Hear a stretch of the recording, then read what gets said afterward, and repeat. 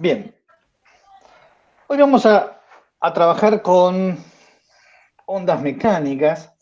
En particular, vamos a ver qué es lo que pasa cuando superponemos dos o más ondas mecánicas, cómo es que se puede, cómo se superponen los efectos de ondas que están viajando.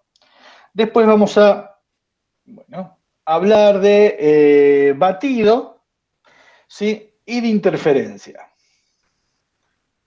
Es raro. Sí. Bueno, batido y de interferencia.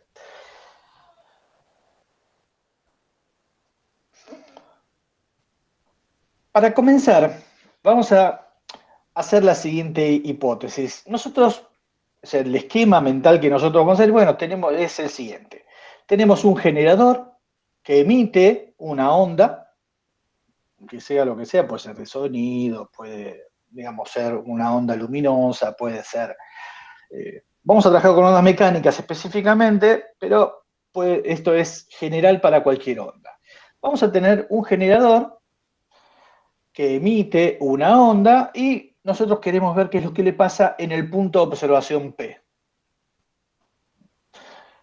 La onda que emite el generador va a viajar en línea recta, ¿sí? Si el medio es uniforme, se va a mover con una cierta velocidad V1, de forma tal que en el punto de observación P lo vamos a poder describir como con una función de onda que lo vamos a llamar Psi1,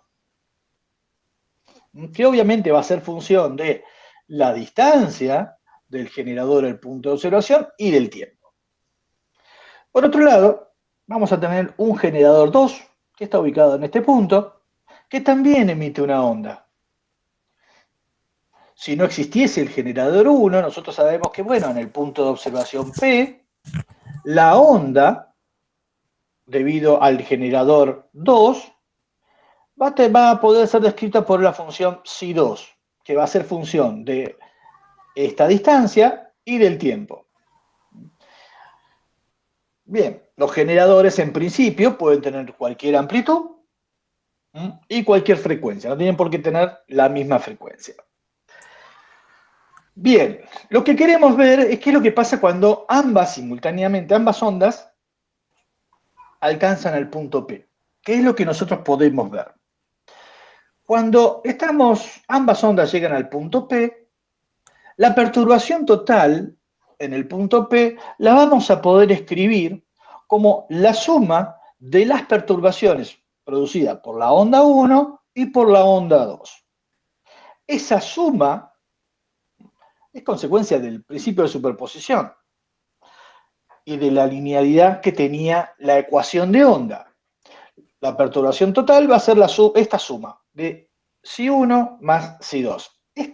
Esta suma, que está acá, puede ser o muy simple o muy compleja. Eso va a depender de cómo son estas ondas. Si estas ondas son escalares, esta suma se hace en forma escalar. Si las ondas son vectoriales, entonces hay que sumar vectores. Pero, como esta es una operación matemática, no podemos sumar escalares con vectores. Tienen que ser ondas del mismo tipo para que esta operación matemática se pueda hacer. Bien, entonces procedamos a tratar de hacer esta suma. ¿Cómo es que hacemos esta suma? Podemos trabajar un montón, pero nosotros vamos a limitarnos a trabajar con funciones armónicas, con ondas armónicas. Eso implica que estos generadores, el generador 1 y el generador 2, son generadores armónicos. Un generador armónico, ¿se acuerdan? Produce una onda armónica.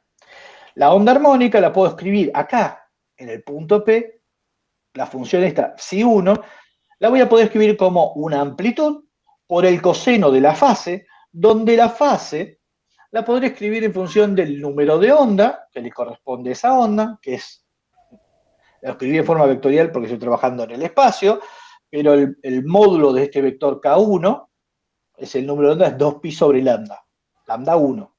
Y omega 1 es la pulsación, que es 2pi por la frecuencia del generador 1. Y este phi 01 es la fase que tenía el generador en el instante cero. Bien, por otro lado, vamos a hacer lo mismo con el generador 2. El generador 2 también va a ser un generador armónico, por lo tanto la onda que va a producir es una onda armónica de amplitud A2, número de onda K2 y pulsación omega 2, que va a ser 2pi por la frecuencia 2. Bien, entonces vamos a proceder ahora a tratar de hacer esa suma. Vean que ambas ondas, ¿sí? Vamos a hacer que son del mismo tipo, o sea que esta A1 y A2 tienen que tener las mismas unidades. Estas son, vean que son funciones, no son vectores, estos son escalares, así que esta suma va a ser una suma de escalares. Vamos a sumar. Para poder hacer esa suma, ¿sí? Nosotros vamos a hacer una pequeña hipótesis, de forma tal de poder reescribir esa suma y poder, que nos permita, de una forma que nos permita, encontrarles cuáles son las propiedades de la solución sin perdernos, ¿sí? La notación, en análisis matemático. Entonces, voy a hacer una primera hipótesis para simplificar. Como A1 y A2 pueden ser cualquier cosa, voy a suponer que A1 es más chiquito que A2. Como es una amplitud, son números positivos. Entonces, simplemente digo, bueno, A2 es mayor que A1. Alguno de los dos va a ser más grande, o a lo sumo pueden ser iguales. Bueno, voy a suponer que A2 es mayor que A1. Haciendo esta hipótesis, simplemente de orden, vamos a escribir los resultados en función de el valor medio de la amplitud, o sea, el valor de A1 más A2 sobre 2, es el valor medio de la amplitud, y de la diferencia, A2 menos A1. Vean que este delta A es positivo. De forma tal de que esta suma la puedo escribir como A1 coseno de Φ1 más A2 coseno de Φ2, y si reemplazo A1 y A2 en función de A y de delta A, A1 es A menos delta A sobre 2 porque es el más chiquito, A2 es A más delta A sobre 2 porque es el más grande, puedo reubicar esta expresión, desarrollar y agrupar el término que corresponde con la amplitud media con el término que corresponde a la diferencia de amplitudes. Entonces me queda esta ecuación que está acá, me queda, después de una serie de trabajos arduos, me queda esta ecuación, separada en dos términos, uno que tenga que ver con la amplitud media y otro que tenga que ver con la diferencia de amplitudes.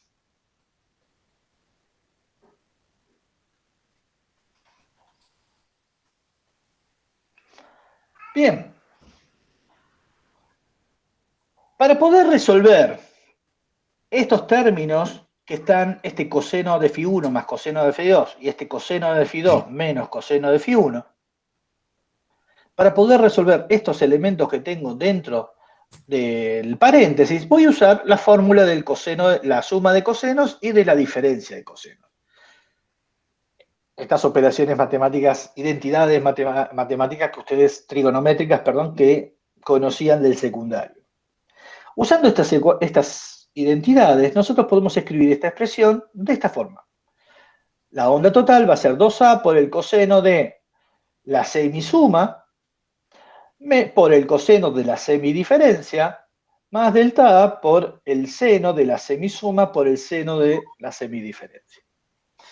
Teniendo en cuenta, entonces, llamando a Φ1 menos Φ2 a la diferencia como delta Φ y este valor promedio de Φ1 más Φ2 sobre 2 como Φ medio, esto es la fase media, esta es la diferencia de fase, uno puede escribir la onda en una forma un poquito más comprimida. De esta forma, 2A, ¿sí? Que tiene que ver con este 2, por el coseno de la fase media, por el coseno de la semidiferencia, por la diferencia más la diferencia, por funciones de seno.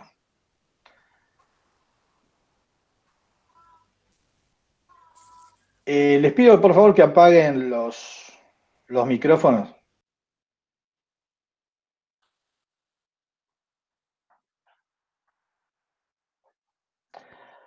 Bien.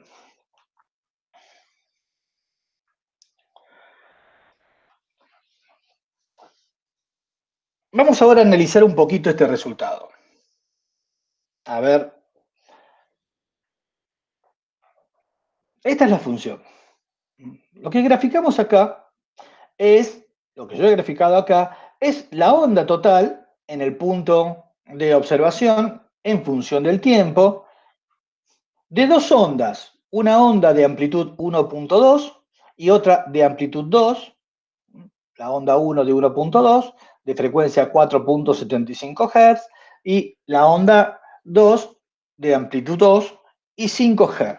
Estas amplitudes puse unidades arbitrarias para decir que estoy trabajando con algún tipo de onda, que puede ser metro, esa unidad podría ser metro, podría ser depresión, pascal, densidad, lo que sea. Es para hacer un ejemplo, no especificar una única, en un único problema. Bien, lo que pueden ver acá en azul es la onda total. ¿Qué es lo que vemos acá? Vemos que la onda, ¿sí?, toma valores máximos, toma valores máximos, ¿sí?, y valores mínimos. Y vean que ve una ondulación que lo he marcado con esta función. Esto que está acá, vean que tenemos una oscilación de frecuencia elevada. Esa oscilación de frecuencia elevada, eso es característico de la superposición, y es la frecuencia de esta oscilación, es justamente la frecuencia media. Este phi medio es responsable de esta oscilación de alta frecuencia.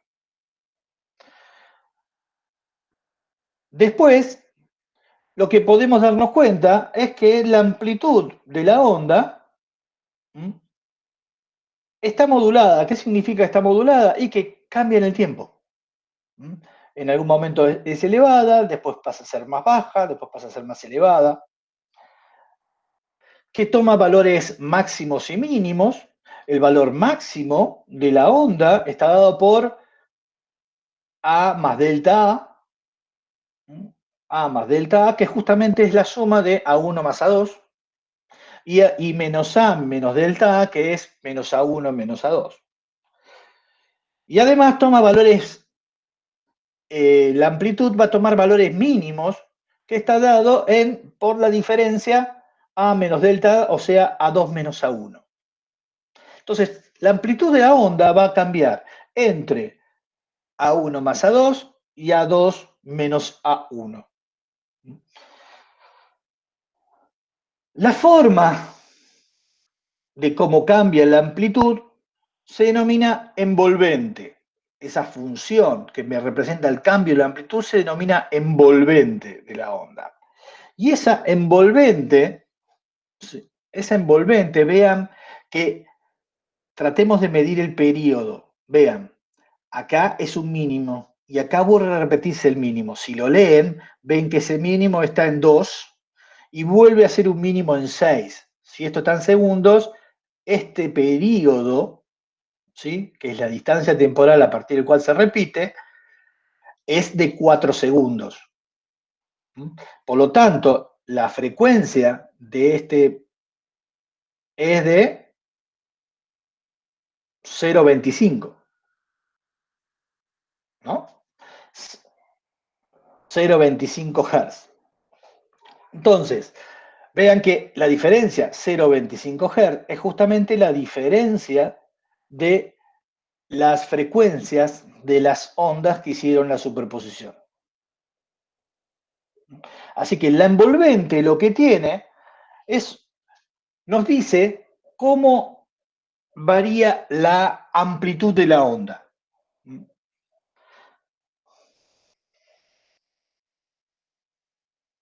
Vamos a un caso bastante más simple. Un caso bastante más simple es el de que, en el cual las amplitudes son iguales. Cuando, en este caso, acá ven el gráfico en el cual las amplitudes son iguales. La amplitud 1 es igual a la amplitud 2, que la voy a llamar A, y por lo tanto, la superposición de dos ondas de igual amplitud tiene una fórmula un poquito más simple. Un poquito más simple porque, al ser las amplitudes iguales, el término que corresponde a la diferencia de amplitudes se va. Y lo único que me queda es el término que tiene que ver con la amplitud media. Entonces, esta ecuación se reescribe de esta forma porque las amplitudes son iguales. Bien, ¿qué podemos ver que en el caso que las amplitudes son iguales? Cuando las amplitudes son iguales, podemos darnos cuenta de que el máximo de la onda, el máximo de la amplitud, va a valer 2A. Y eso es fácil de ver acá porque el coseno de phi medio tiene un valor máximo 1, el coseno de delta phi sobre 2 va a tener un máximo 1, así que la onda total va a tener una amplitud máxima de 2 veces A. Pero además, lo que podemos ver es qué es lo que pasa acá, en estos dos puntos, en los puntos donde la amplitud de la onda se hace cero. Podemos darnos cuenta de que si estamos parados en un punto, va a haber instantes en los cuales la onda total va a ser cero, independientemente de que está habiendo ondas que pasan por ese punto. Pero en ese instante de tiempo, acá, en este instante de tiempo, la onda total va a ser cero. Eso no significa que no haya ondas, sino que están pasando las dos ondas y en ese momento la superposición da cero.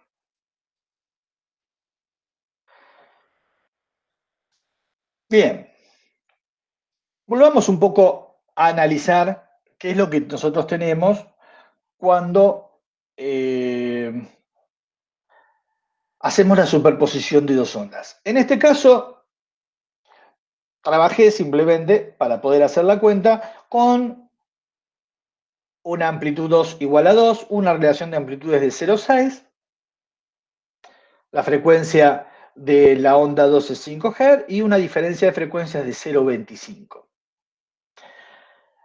Lo que ven en azul es la onda total en el punto de observación como función del tiempo. Bien, lo que me interesa acá de poderles mostrar es, ¿se acuerdan de la energía? Perdón, de la intensidad de una onda. La intensidad de una onda la calculamos de esta forma. ¿Se acuerdan? Era la energía por unidad de área, o la energía promedio por unidad de área y unidad de tiempo. Entonces, cuando paramos en un lugar, lo que nosotros podemos ver es cuál es la intensidad de la onda. Y la calculamos para una onda mecánica como un medio de la velocidad de propagación por la densidad, por el cuadrado de la amplitud, por el cuadrado de la pulsación. Pero ¿saben qué? Acá tenemos dos ondas, no una onda. Entonces, ¿cómo es que calculo la intensidad de un sistema que tiene dos ondas? Para una onda ya sabemos cómo hacerlo, pero para dos ondas, ¿cómo lo hacemos? Bien, lo primero que tenemos que tener en cuenta es qué son cada uno de estos términos. La amplitud que aparece acá va a ser la amplitud de la onda en ese momento, que va a estar dado por el valor de la envolvente en ese instante de tiempo. La pulsación que aparece acá es la pulsación del término de alta frecuencia. Esta pulsación tiene que ver con el valor medio de la frecuencia media de la onda. Ρ0 es la densidad del material sin perturbar y B, esta B que aparece acá, es la velocidad de propagación de la onda, de la parte de la onda que corresponde, ¿sí?, a la de alta frecuencia. Que ustedes dirán, ¿son la misma? Sí, si ambas ondas viajan a la misma velocidad, va a ser la velocidad de propagación de las ondas. Pero si ambas ondas, tienen distinta velocidad. En un ratito vamos a ver cómo calcular esta velocidad.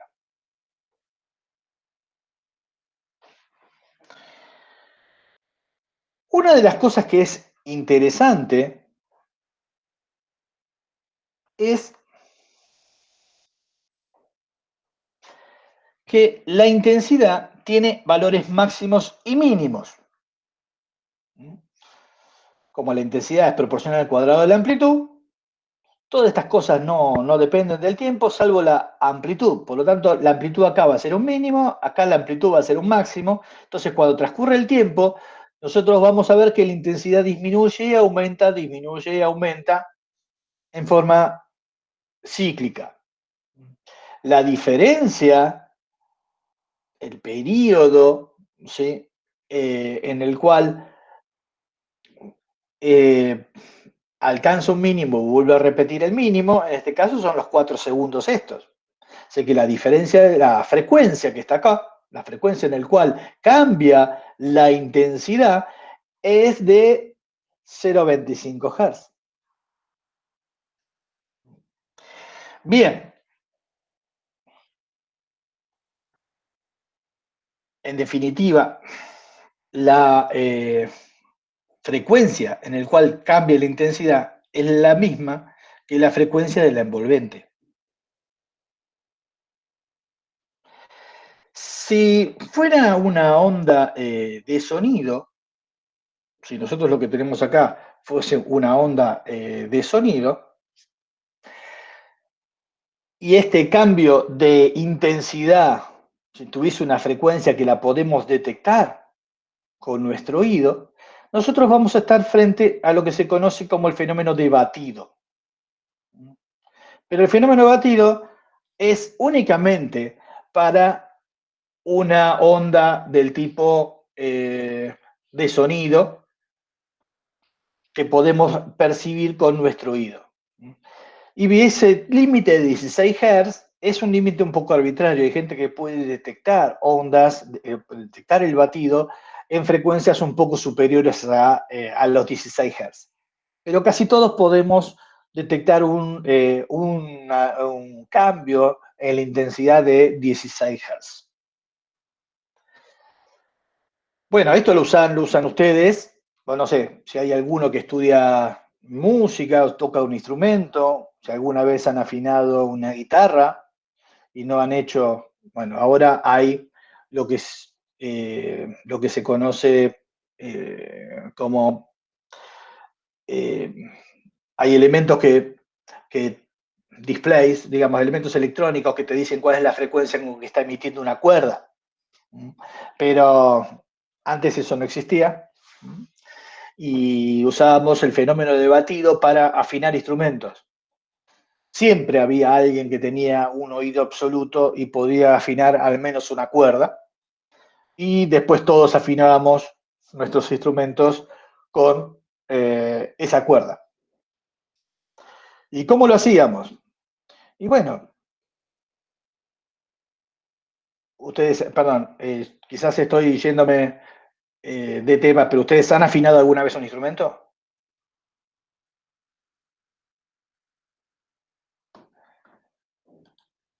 Ok. Yo sí, algunos sí, otros no. Muy bien. Toco la batería. Bueno. Ok, vamos a hacer una cosa. Háganme acordar en la próxima clase que vamos a ver instrumentos, ¿sí? Cómo se afina una guitarra. Y entonces, así van a entender bien cómo funciona el procedimiento para afinar. Pero usamos el oído absoluto. ¿Se puede quedar con ondas? No, el oído absoluto es un tipo que es como Charly García, que puede escuchar, ¿sí? Y sabe qué sonido es. Y puede reconocer los distintos tipos de sonido. No mucha gente tiene esa percepción. Eh, bueno, Márcico, vos preguntás si es el La es 432 o 440. La próxima clase vemos los instrumentos. Bien, pero el fenómeno de batido lo podemos usar para y lo vamos a ver en la próxima clase, cómo lo usamos para afinar un instrumento. Bien, vamos entonces ahora a esta animación. Vamos a observar esta animación. Lo que ven acá es una pequeña animación de algo que se conoce como cuba de ondas. Lo que están observando ustedes se supone que es la superficie del agua. Ustedes están mirando desde arriba. En estos puntos hay dos fuentes, son dos generadores armónicos, que simplemente son dos puntitos que van pinchando y moviendo en la superficie del agua hacia adentro o hacia afuera. Los bordes blancos, ¿sí? Estos aros blancos, son los frentes de onda que van viajando, que son los blancos representan las crestas de las olas que produce el movimiento de la fuente. Lo negro son los valles que producen el movimiento de las olas producida por la fuente.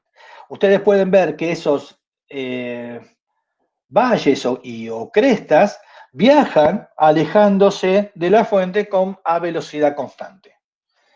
Esos son los frentes de onda que hablamos la clase pasada, cuando resolvimos Doppler, ¿se acuerdan? Son los mismos. La distancia entre dos frentes de onda consecutivos, dos crestas o dos valles, es una longitud de onda. En este caso tenemos que un generador que trabaja a 18 Hz y otro a 12 Hz. El observador lo pongo acá, en el círculo azul. Ahí están ustedes. Posiciónense ustedes para poderlo apreciar. Lo que van a ver son dos cosas. Una es que cada onda puede viajar en forma independiente. Concéntrense en lo que le pasa a una o a la otra fuente. Traten de ignorar el movimiento de la otra fuente. Y lo que van a ver, si miramos esta, nos centramos ahí, vamos a ver los círculos que se van alejando a velocidad constante. Cuando vemos esta, vamos a ver también los círculos que se van alejando a velocidad constante, esos frentes de onda. Vean que no hay deformación porque está uno y cuando están los dos funcionando. Cada una de las ondas se mueve en forma independiente de la otra. Lo que quiero que perciban ahora son estas regiones grises que se van moviendo. No sé si pueden apreciarlas. Estas regiones grises. Esas regiones grises que le ven acá, acá la estoy marcando, estas regiones grises.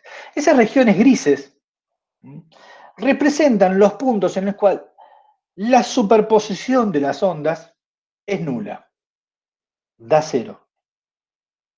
Entonces, un observador que está acá, lo que va a sentir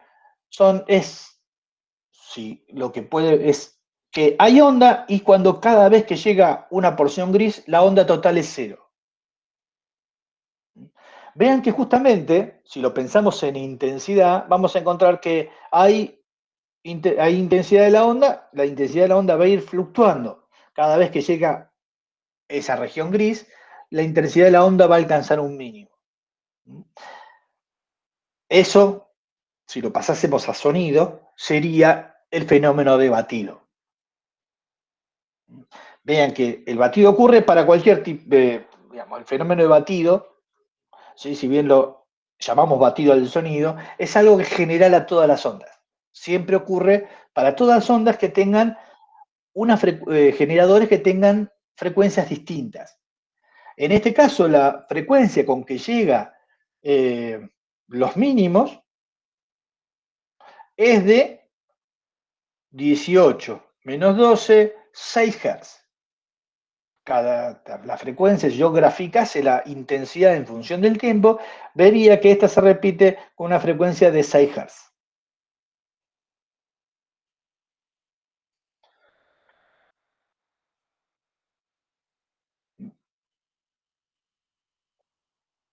Bien. Ok. Entonces, vamos a tratar de resolver este problema. No lo he resuelto, así que ustedes van a tener que hacer las cuentas. No lo he resuelto. Y lo que quiero simplemente es, bueno, a ver si pudieron tomar nota de las cosas que fuimos haciendo a lo largo de el día de hoy.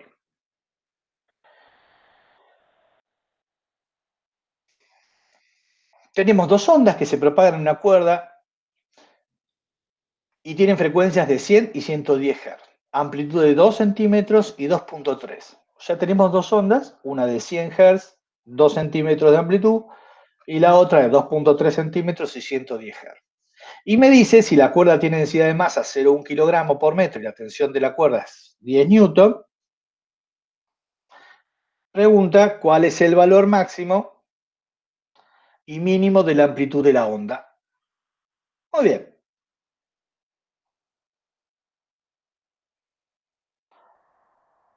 ¿Cuál es el valor máximo y mínimo en la amplitud, obviamente, de la onda total? ¿Cuánto cree que vale?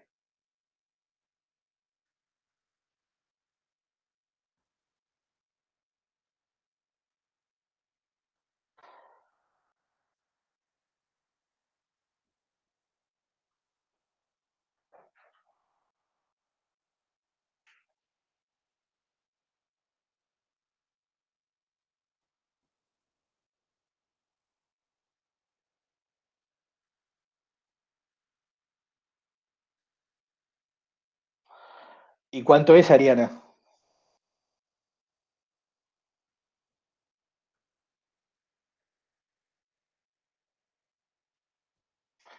El máximo es la suma, 4,3, y el mínimo es 0,3. Bien, Matías.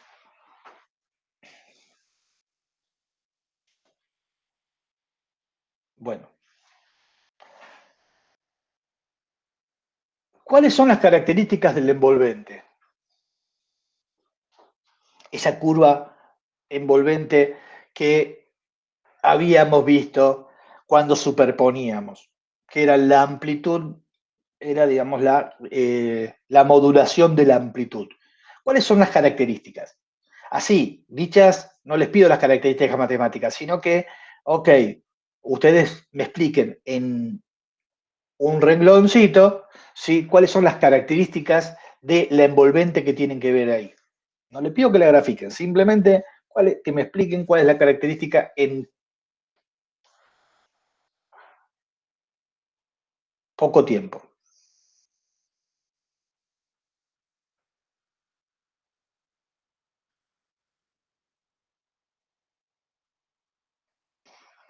Recuerden que están parados en un punto y ven la onda total. ¿Sí? Es el mismo problema. Están parados en un punto y ven la onda total. ¿Cuál es la característica de la envolvente?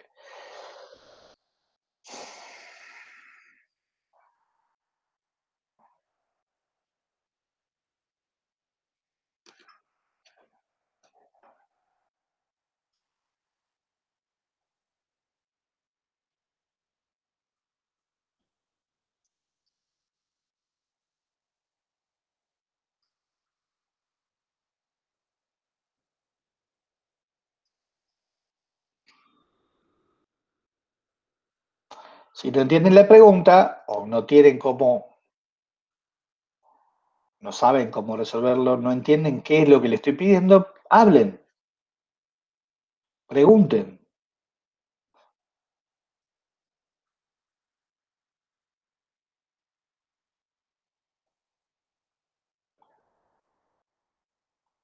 ¿Están ahí, alumnos míos?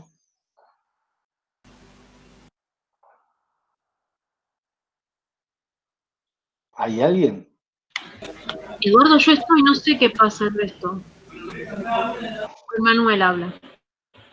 Escribió, digo. ¿Sería la geometría del gráfico? Y sí, pero quiero que más o menos que me digan cuáles son las características.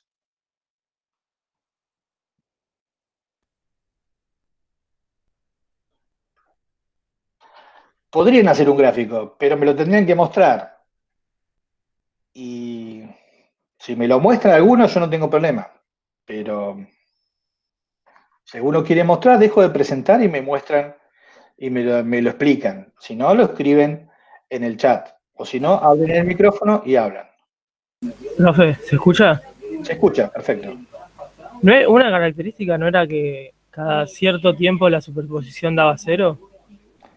En este caso no va a dar cero porque tiene un mínimo de 0,3, ¿sí? Pero tiene una periodicidad.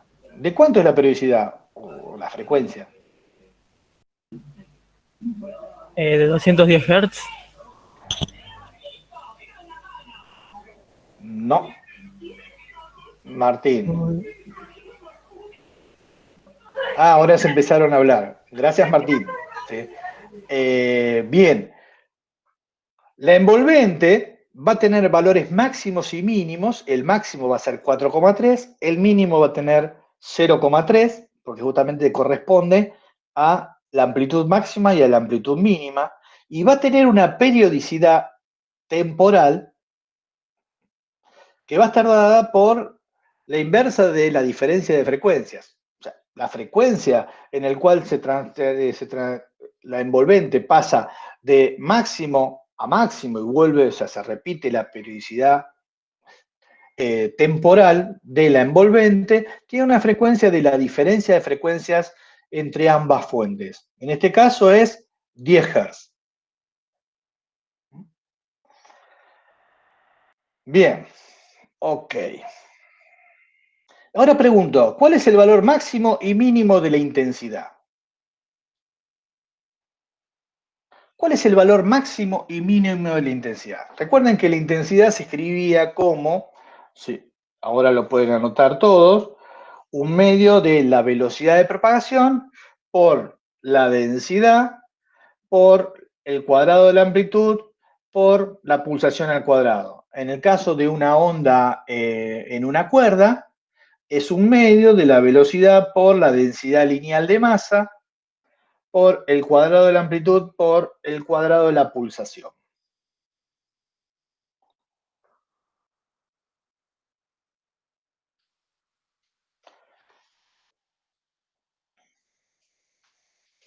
Así que, ¿pueden calcular la velocidad de propagación de ambas ondas? ¿Se acuerdan cómo hacerlo?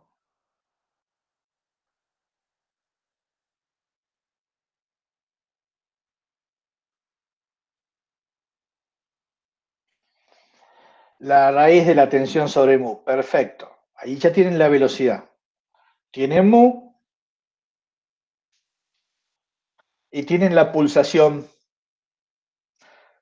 media, porque tienen las frecuencias. Así que pueden calcular las intensidades, la máxima y la mínima. A ver quién me da los resultados.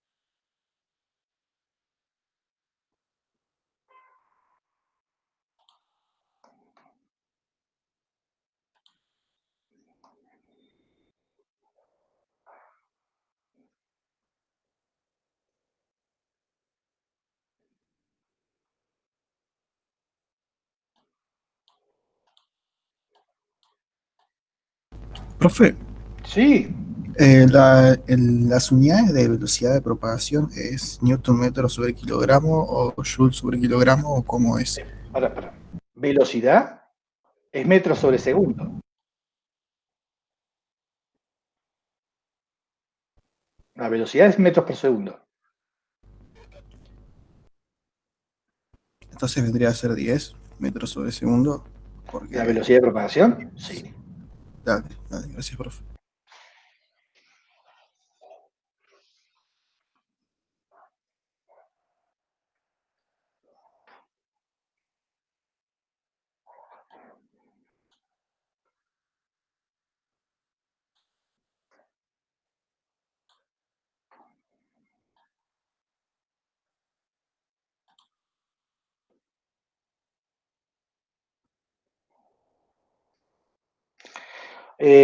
Juan Manuel, 1.78 por 10 a la menos 4.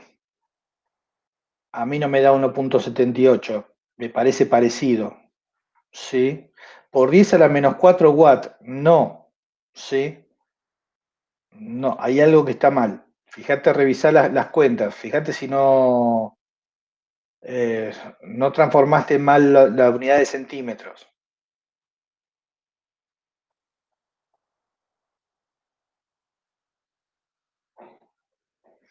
Vean que estos están en centímetros, tienen que pasarlo a metros para poder trabajar.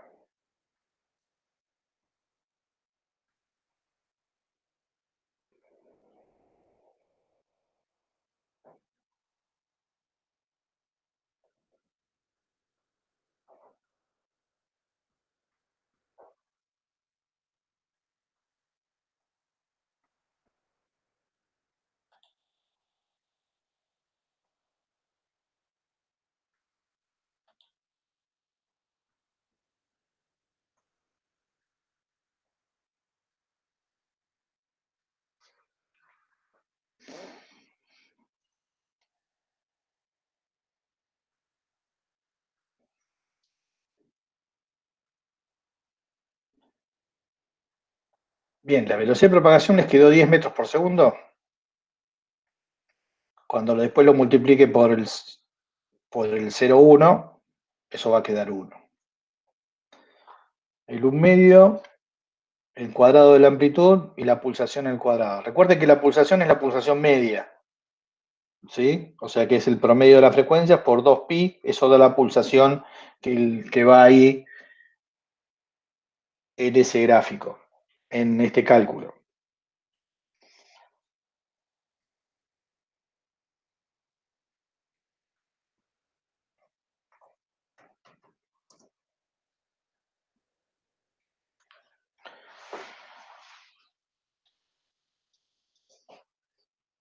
Gente, vamos. 0,0. Le pusiste el pi. A ver si tengo que dividirlo por pi.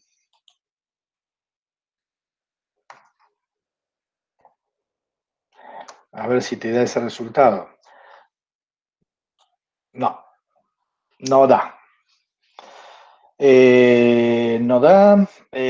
Juan Manuel, 365. ¿O yo me equivoqué?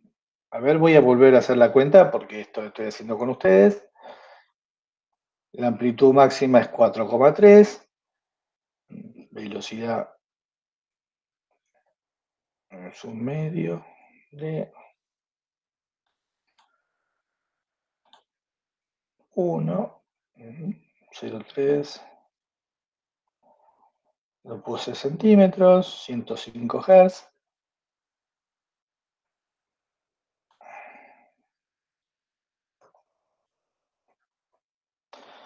Ok. Cuidado con las unidades. Lo que están teniendo problemas ustedes son las unidades. 1,96 watts azul muy bien y 402,3. Perfecto. Digo perfecto porque ya me parece razonable. Pero si hay alguien que me lo confirma, sí, y confirma el resultado azul, es una intensidad. Es en watt sobre metro cuadrado. Watt sobre metro cuadrado. Bien, igual. Buenísimo. ¿Sí? El resultado es 1,96. ¿Sí? Bien, Juan Tiago.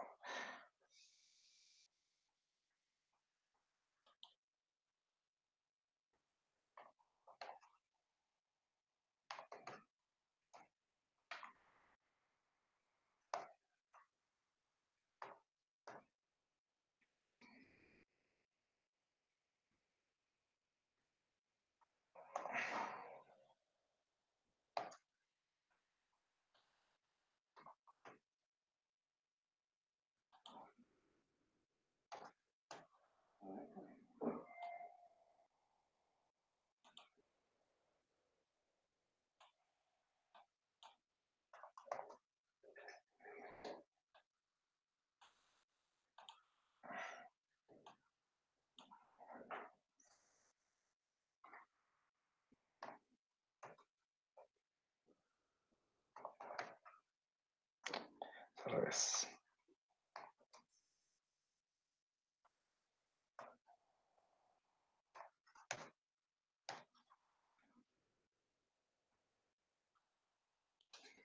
Está dando en watts. Bien. En watts. La máxima de igual a bueno. Ok, esos son los resultados. 1,96 y 402,3. ¿Todo el mundo llegó?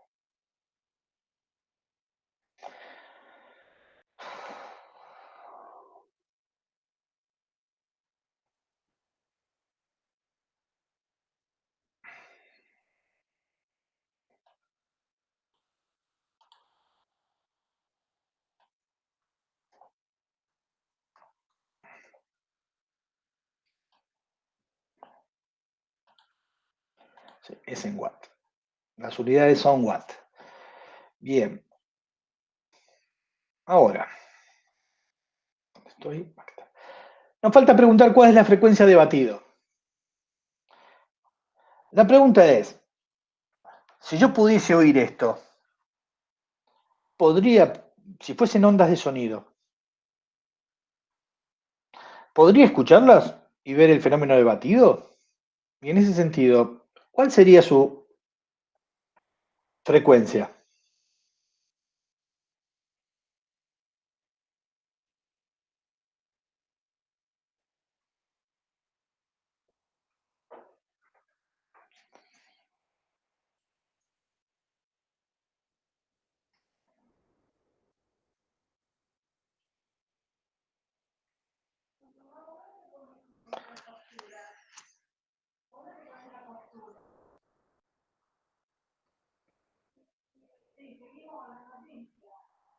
Hola, ¿me escuchan? Bien azul, 10 Hz. Lástima que preguntás. Tenés que ser más firme, es 10 Hz. Bien, la frecuencia de, si hubiese batido, si fuese fenómeno de batido, la frecuencia sería 10 Hz. Perfecto. Bien, ¿alguna pregunta sobre lo que vimos ahora que les pareció que no entendieron?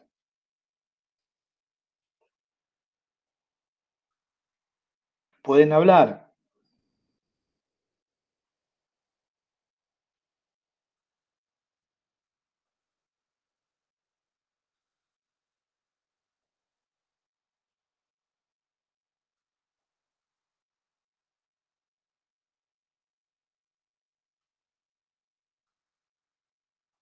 Hola.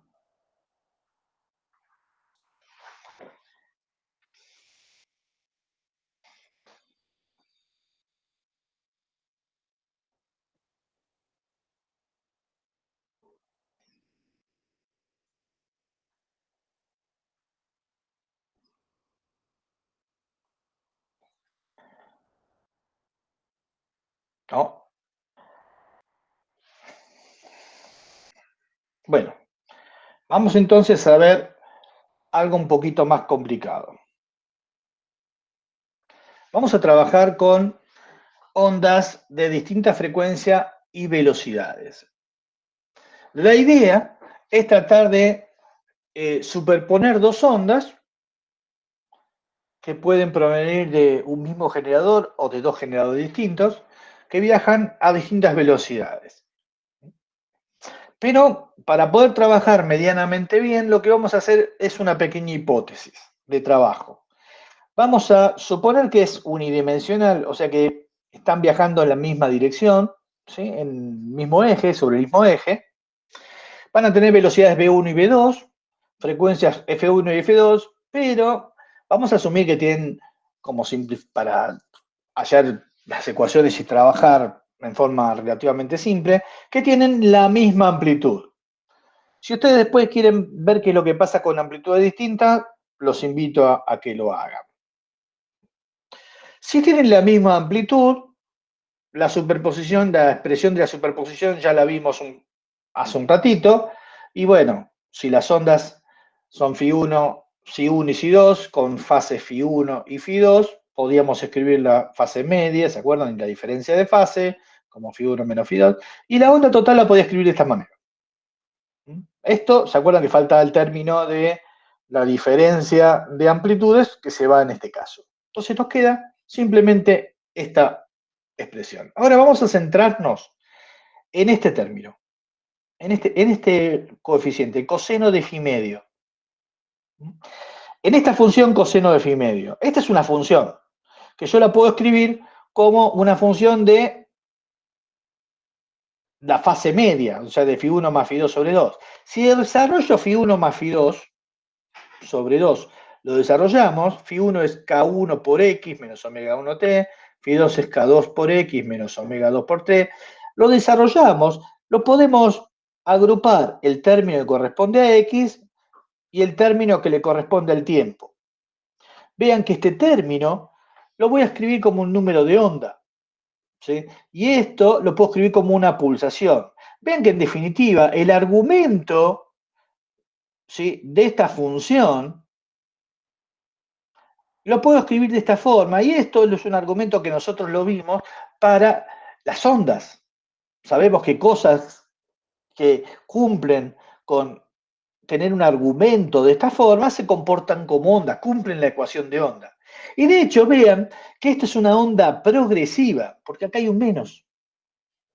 Está viajando en la dirección de los X positivos.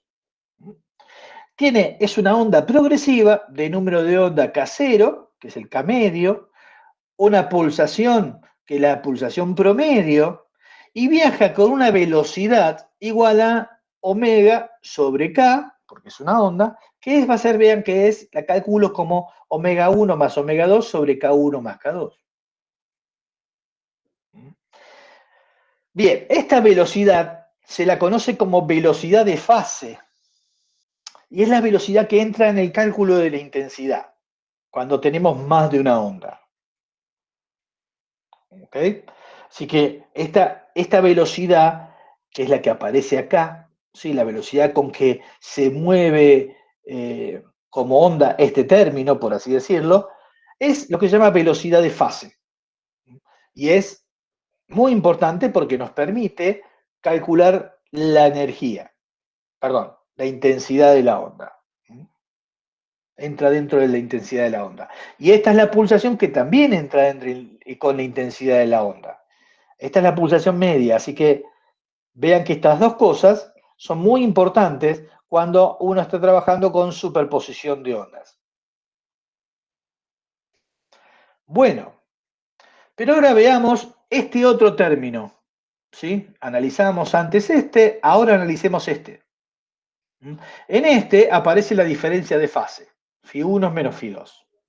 Esto también es una función de la posición y del tiempo, y la podemos pensar así, es una función de la diferencia de fase sobre 2.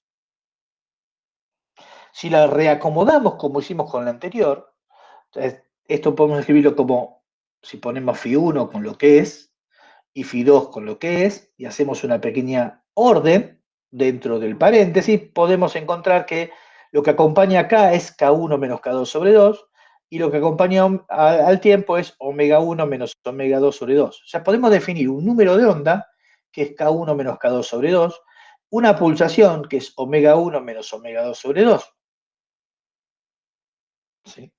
Entonces, Obviamente, los signos, vean que este número de onda, en realidad es algo complicado, porque este número de onda, nosotros los números de onda eran positivos siempre.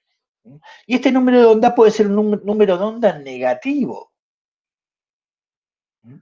Esta pulsación, las pulsaciones serán positivas, pero vean que esta pulsación puede ser negativa. O sea que acá adelante pueden cambiar los signos. La velocidad de propagación será entonces, es una onda esta entonces que va a viajar, va a ser o progresiva o regresiva, dependiendo de los signos que tengan estas constantes. Y además va a viajar con una velocidad que va a ser, que la podemos calcular como omega g sobre kg, que en este caso es omega 1 menos omega 2 dividido k1 menos k2. Esta velocidad se la conoce como velocidad de grupo. Y esta velocidad tiene que ver con cómo se mueve la envolvente. Todo esto tiene que ver, todos estos tres parámetros tienen que ver cómo se mueve la envolvente. En este caso, por ejemplo, podemos considerar que tenemos una onda progresiva si F1 es mayor que F2. ¿Sí? Entonces este producto, esta diferencia es positiva. O puede ser regresiva si F1 es menor que F2, por ejemplo. Pero para poder saber si es una onda progresiva o regresiva, en definitiva, lo único que necesitamos es obtener bien estas constantes, ver que esto sea positivo y reescribir los signos de acá adentro, ¿sí? Una vez que hicimos la cuenta.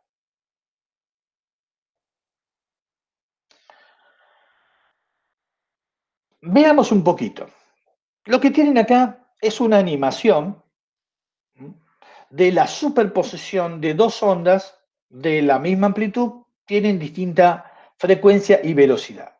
Vean, estos son los datos que usé.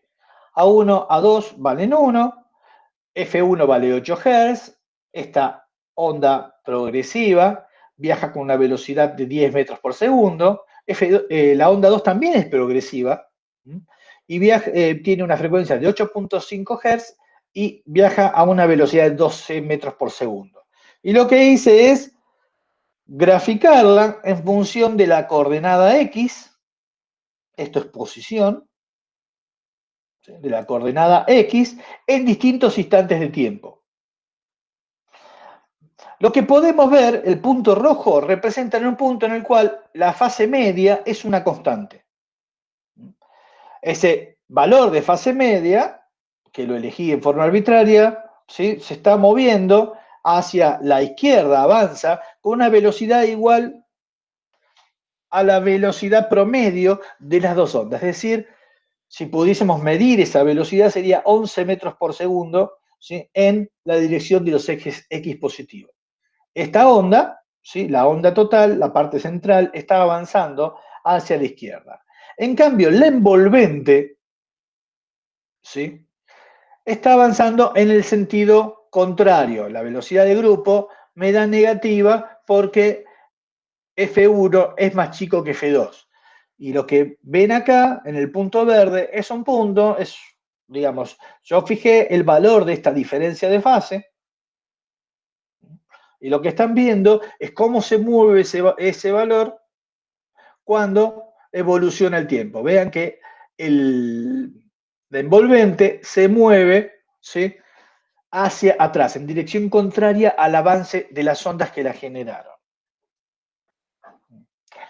Ustedes dirán, pero ¿significa que está volviendo la energía? No, no, la energía siempre avanza en la dirección X.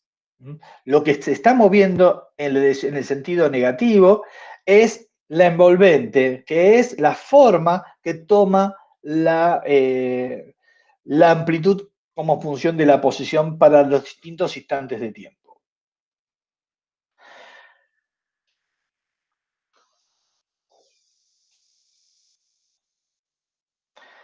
Bien, vamos a resolver ahora este problema. Tenemos dos ondas que se propagan en una barra de aluminio en la misma dirección, que tienen frecuencias, una tiene frecuencias de 1000 Hz y otra de 1200 Hz. y tiene amplitud de 2 micrones, la de 1000 Hz, y 2.3 micrones, la de 1200 Hz. La primera, que es la de 1000 Hz, ¿sí? La velocidad de la primera onda es función del módulo de Young. Y la velocidad de la onda de la segunda es función del módulo de rigidez. Ok. Vamos a suponer que las puedo sumar. Vamos a suponer que las puedo sumar. ¿Cuál sería el valor de la velocidad de fase y de la de grupo?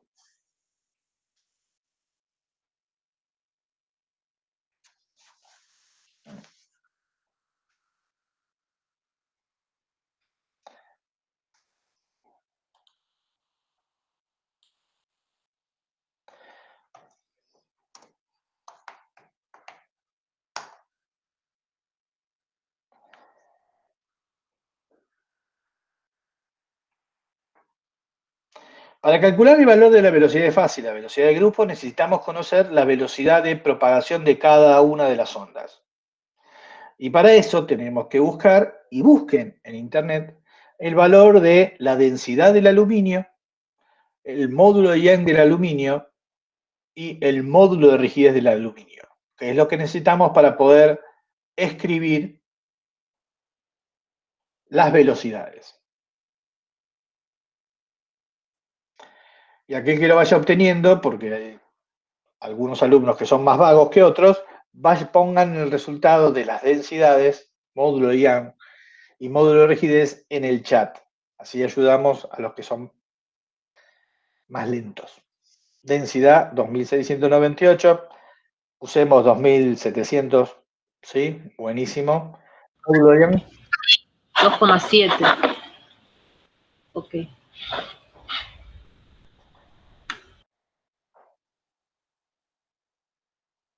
módulo de Young,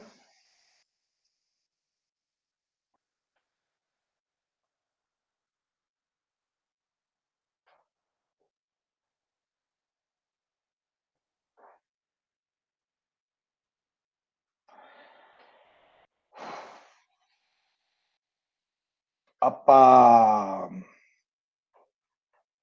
José, me parece que los módulos de Young van en newton sobre metro cuadrado, ¿sí? Pero me parece que tenemos un problema en en los múltiplos. Por 10 a la cuánto es.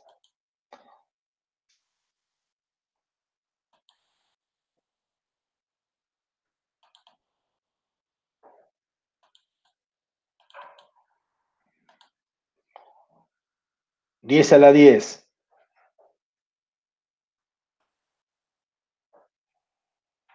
Ok. Bueno, usemos el valor de 6,3 por 10 a la 10 newton sobre metro cuadrado para el de Young. Y el de rigidez,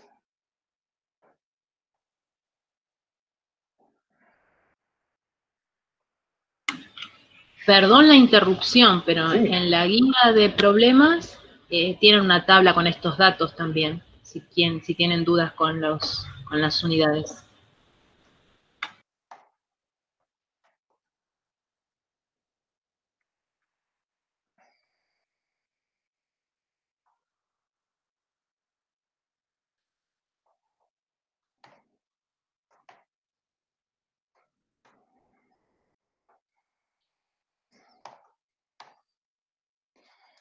bien.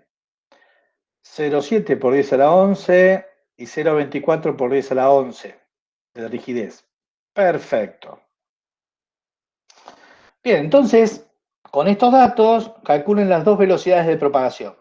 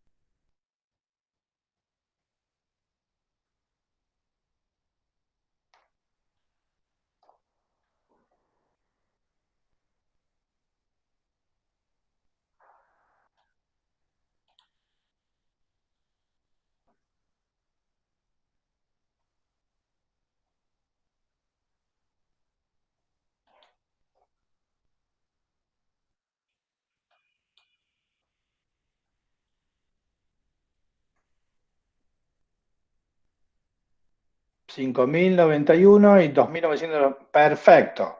Esas son las velocidades, ¿sí? De una onda y la otra. ¿Mm?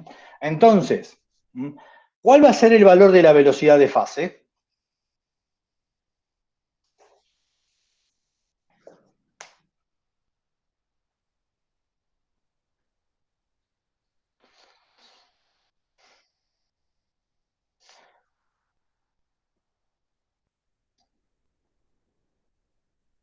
La velocidad de fase la tenemos que calcular como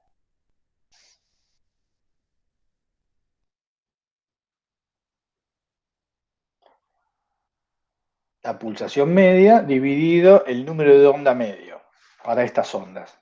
Así que ya tenemos 1000 Hz, 1200 Hz es la frecuencia, tenemos la velocidad de propagación que es la misma, así que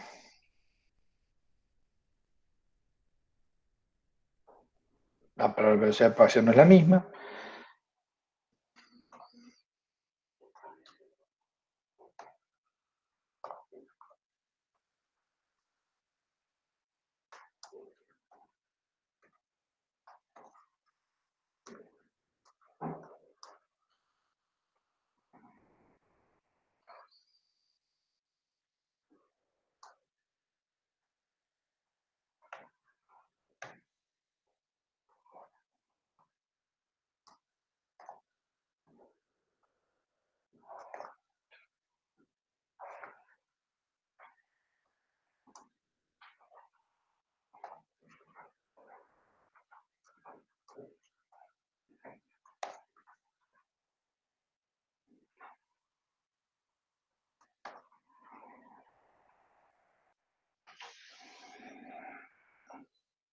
Bien, a ver, B2, bueno,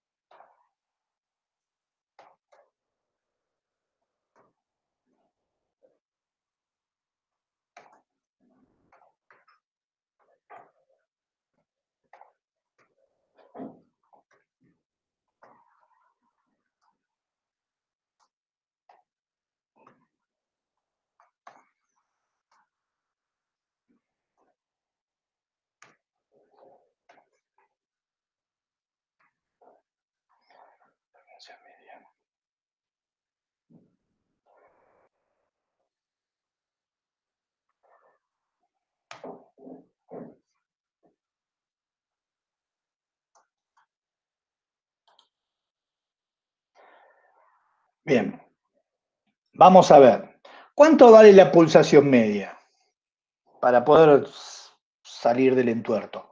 ¿Cuánto vale la pulsación media?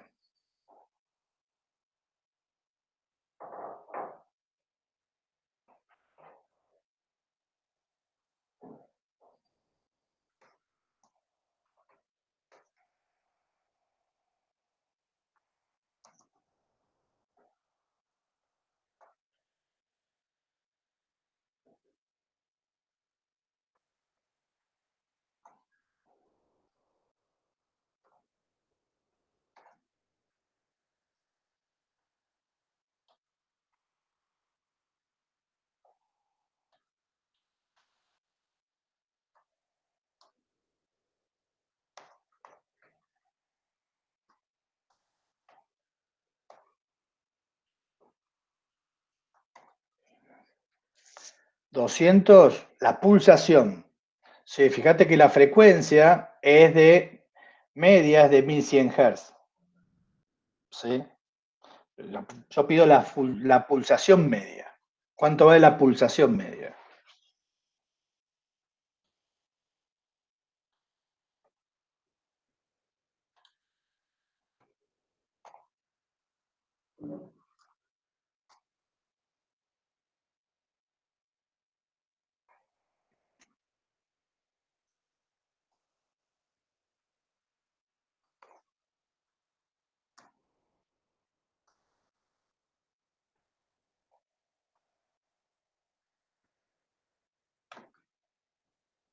6.911.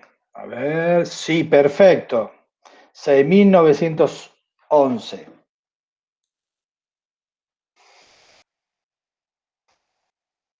Bien, ahora vamos a ver cuánto vale, ¿sí?, el número de onda medio.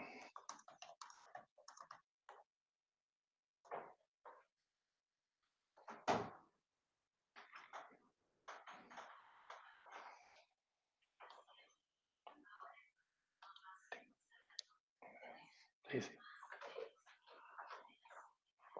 El número de onda medio. ¿Cuánto vale el número de onda medio? Ahí ya tienen que entrar las velocidades que calcularon antes.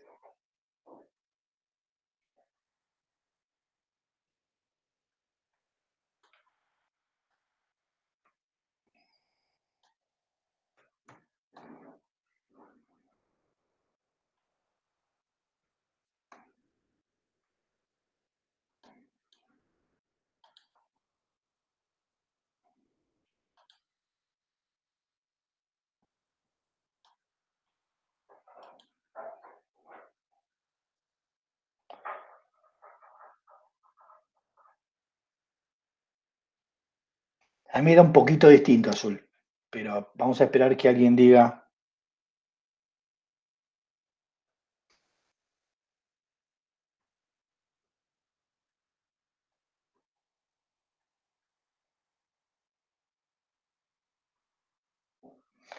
Nahuel 1.88. ¿Hay alguien más?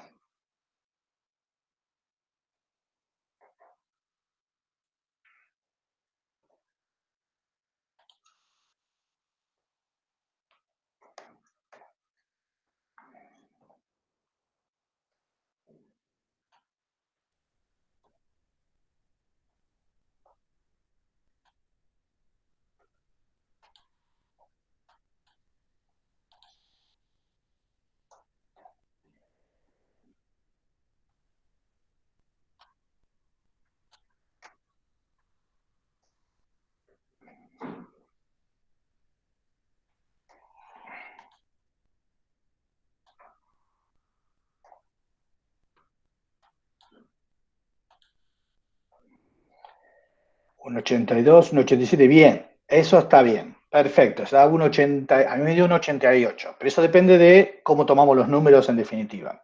Muy bien, ya tenemos que encontramos que la pulsación media era 6.911 y que el número de onda nos daba un 88, alrededor de un 88. Bien, entonces ahora lo que necesito es que calculen la velocidad de fase, que es el cociente entre la pulsación media y el número de onda medio. ¿Cuánto les da?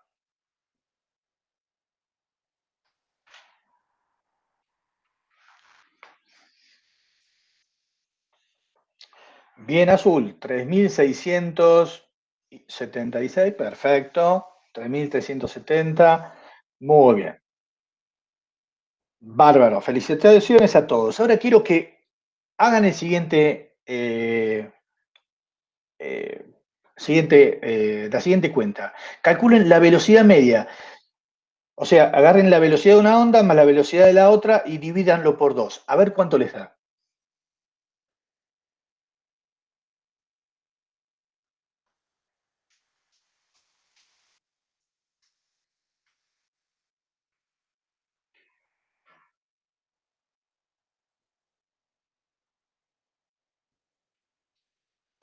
4.036. Perfecto. Vean que la velocidad de fase no es la velocidad media. ¿Sí? ¿Está? No es la velocidad promedio de las dos ondas. La velocidad de fase es la velocidad de la fase. ¿Sí? No es, digamos, si bien nosotros hacemos, vean que hacemos todo mucho, promedio, promedio, promedio, vean que en definitiva hay las cosas que importan, ¿sí?, que como es la velocidad que va a entrar dentro del cálculo de la energía, no es la velocidad promedio de las ondas. Es otra cosa. Bueno, ¿alguna pregunta de esta parte?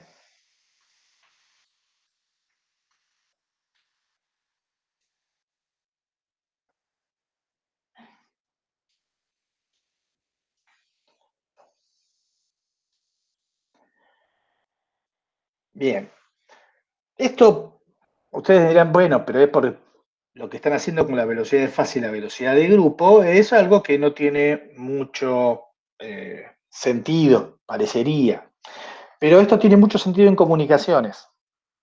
Cuando uno analiza información y quiere poner, empaquetar información, la velocidad de la fase, ¿sí? Va a ser, es crítica, pero lo más crítica es la velocidad de la envolvente, la velocidad de grupo.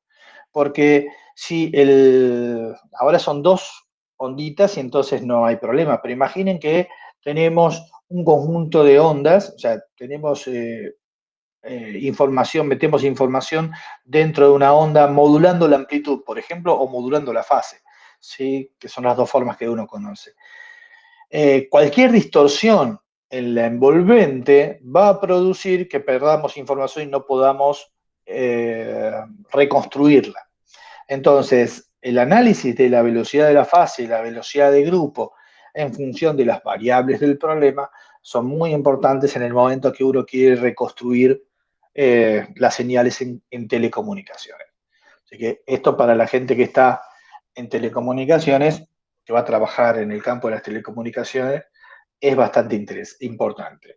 Y a los otros, bueno, parece que no, pero hay varios problemas en ingeniería, en las ingenierías, que tienen que ver con la velocidad de propagación de la fase de grupo y cómo estas cambian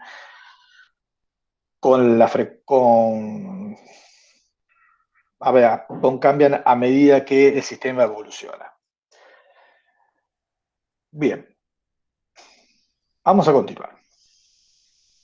Vamos a hacer algo que es un poquito distinto. Esto no es una animación, esto ya es una foto de la cuba de ondas, esa que estábamos viendo hace un ratito.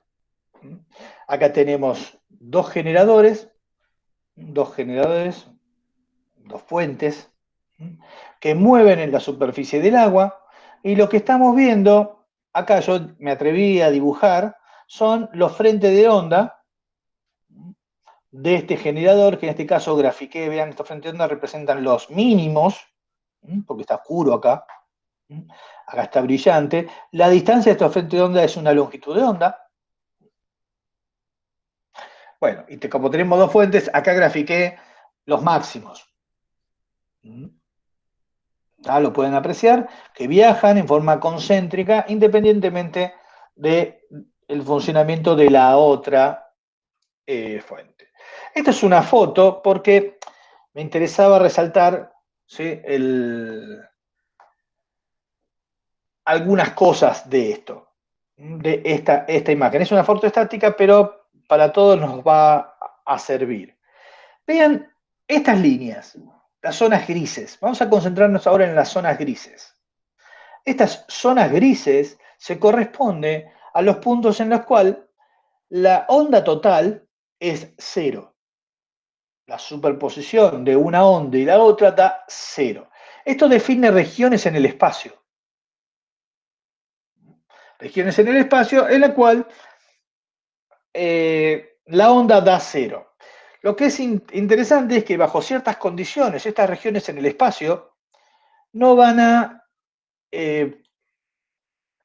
cambiar de posición. ¿Se acuerdan cuando vimos cuando les mostré la imagen de la animación de la superposición de ondas de distinta frecuencia? El observador estaba puesto en un punto y veíamos cómo estas zonas grises se movían. Bajo ciertas condiciones, estas zonas grises van a quedar fijas en el espacio. Las zonas donde la superposición da cero quedan fijas en el espacio. Esas no alcanza con pedir que la frecuencia sea idéntica. Hay otras condiciones adicionales que se tienen que dar para que estas regiones se mantengan siempre en la misma posición. Y eso es un poquito lo que vamos a tratar de ver ahora, es cómo explicamos estas zonas, ¿sí? Estas zonas donde aparece la suma siempre da cero, cómo las podemos explicar y dónde están ubicadas. Vamos a hacer un poquito de cuentas. Para eso necesitamos un poquito de cuentas. Colocamos un sistema de coordenadas simplemente para poder mapear el espacio. ¿Tá? Porque cada punto va a representar una coordenada distinta y si quiero escribir las cosas que pasan por acá, ¿sí? Localizar algo en el espacio, necesito un sistema de coordenadas. La onda 1 va a viajar, ¿sí?, al punto de observación. ¿Se acuerdan que nosotros hacemos la superposición en un punto dado? No nos movemos, nos paramos en ese punto. Entonces, el punto de observación va a estar acá. Entonces, la onda que viaja de esta fuente, que la voy a llamar fuente 1, viaja todo a lo largo de acá y llega a este punto. La que está en la fuente 2, viaja todo por acá y llega a este punto. Este punto está localizado en la posición R respecto a este sistema de referencia. Para poder hacer las cuentas, voy a hacer una hipótesis simplificadora que evidentemente no se va a cumplir, pero sí nos va a permitir trabajar con expresiones analíticas que sean muy fáciles de entender. La hipótesis es que las amplitudes son iguales en el punto de observación. Esto no se cumple porque la energía que entrega un generador se va esparciendo cada vez en círculos concéntricos cada vez más grandes. Por lo tanto, la amplitud de la onda va a ir disminuyendo. O sea, cuanto más cerca estoy de un generador, la amplitud va a ser más grande respecto de la otra. Entonces, es muy probable que se cumpla todo acá en el plano medio, esa hipótesis. Pero bueno, para poder hacer la cuenta, permítanme tomarme la libertad de decir que las amplitudes valen lo mismo. Si las amplitudes valen lo mismo, la expresión de la onda total es la más simple posible.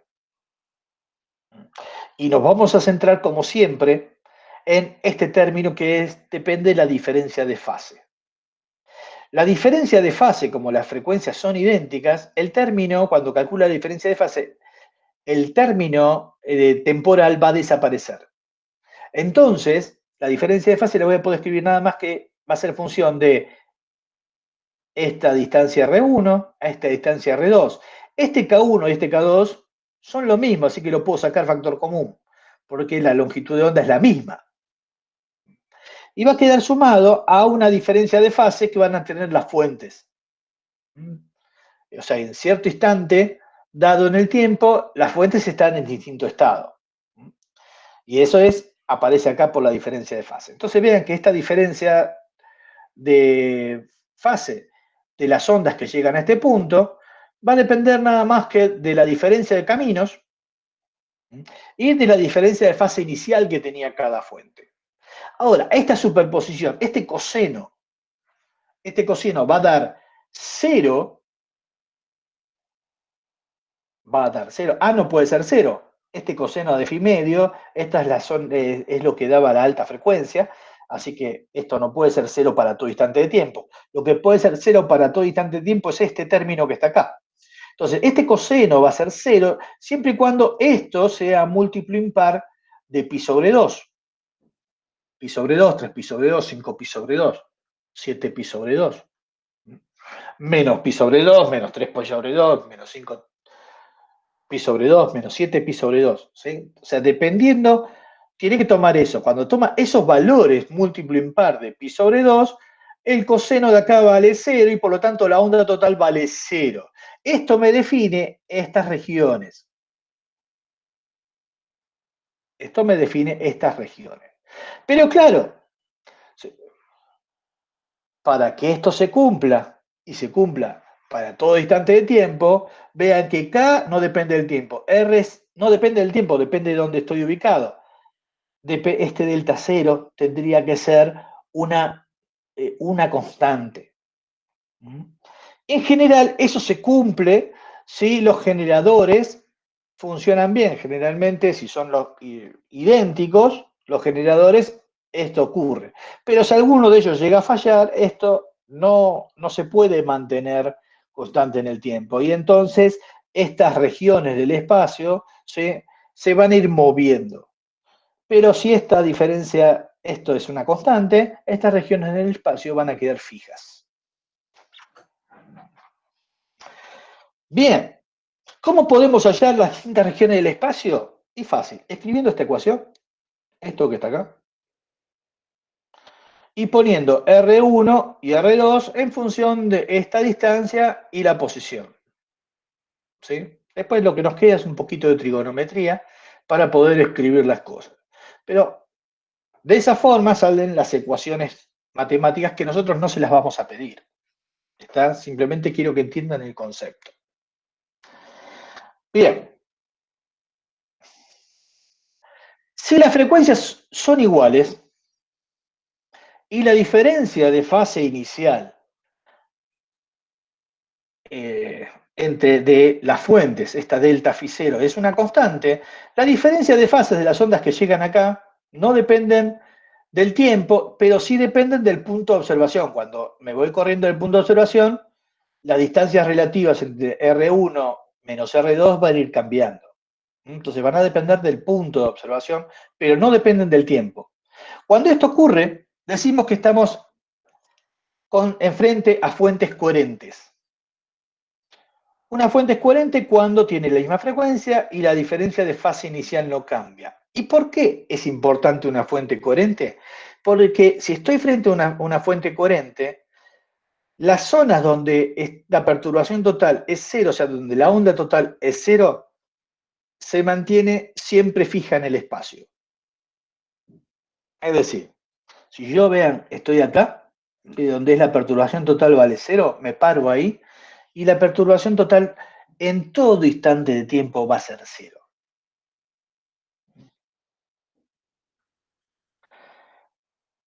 Bien, pero no es la única sorpresa, ¿sí? Si tengo dos fuentes coherentes, ocurre lo que se denomina el fenómeno de interferencia de las fuentes. ¿Y qué significa la interferencia de las fuentes? Bien, va a haber zonas del espacio donde la intensidad va a ser un mínimo, donde la onda total va a ser cero. ¿Sí? Y eso está dado cuando el coseno de esta diferencia de fase sobre 2, ¿sí?, valga cero. Y entonces ahí decimos que hay una interferencia destructiva, la onda total da cero. Pero ¿saben qué? Va a haber otras regiones, que son estas las más brillantes, donde este término del coseno toma valores 1. Este término del coseno toma valores 1. Y en ese caso, la onda total va a tener una amplitud que es la amplitud más alta posible. En ese caso decimos que estamos en presencia de interferencia constructiva. Y en los puntos donde tenemos interferencia constructiva, la onda toma el valor de intensidad máxima. Si yo me paro acá, siento la intensidad máxima posible de la superposición. Entonces vean que tenemos dos zonas, una en la cual tenemos intensidades donde la interferencia se hace destructiva, tenemos intensidad mínima o nula. Y donde la interferencia es constructiva, tenemos el máximo de intensidad de la onda superpuesta.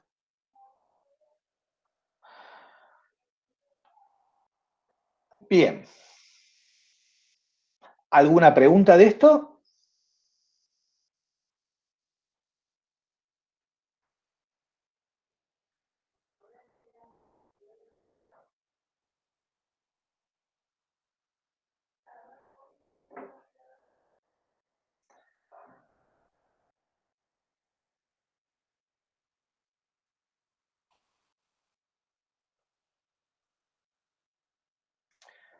¿Se entendió todo? Bárbaro. Nosotros no le vamos a pedir que calculen las zonas de interferencia, pero sí, si tienen dos fuentes en un punto y le piden cuáles son las condiciones para que se dé interferencia, pueden hacer las cuentas. ¿Está? Eso es lo que sí se les va a pedir. Bueno, entonces, paramos acá por hoy y nos vamos a tomar unos